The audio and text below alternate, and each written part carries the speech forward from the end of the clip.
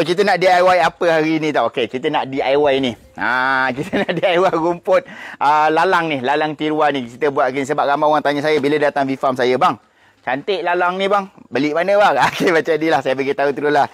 Yang ini tiruan saya beli dekat TikTok. Saya sharekan jugalah, ada link kat bawah tu dekat beg kuning. Siapa nak, korang boleh tengok dekat situ. So cara pemasangan dia senang je tau. Okey, cara pemasangan dia macam ni. Kalau korang dapat lihat saya buat ni, saya pasangkan jaring macam ni, lepas tu saya akan betai je. Saya ikat je macam ni. Dah simple saja. Sebab ni dia tahan lasak tau. Saya dah pasang lebih daripada 6 bulan. Color dia tak luntur dan dia tak reput. Dia tak mudah macam reput. Kadang-kadang ada setengah plastik kan, bila kita dah pakai, kena jemur, kena panas apa semua sekali, lepas tu dia putus, dia reput. Betul tak? Yang ini saya dah pakai lebih daripada 6 bulan.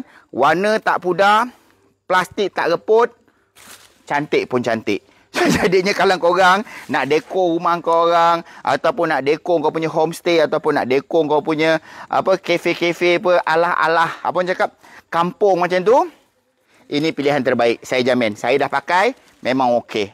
Korang pergi tengok dekat beg kuning lah. Saya belanja korang kat situ. Pergi tengok nanti, okey?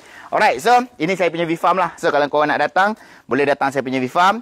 Kita buka setiap hari sekarang ni, kecuali hari Selasa kita cuti. Public holiday, confirm lah mesti kita buka juga. Daripada pukul 9 pagi, 9.30 pagi sampai pukul 5 petang. Jemput datang V-Farm Village saya. Okey, Assalamualaikum. Bye-bye. Jom.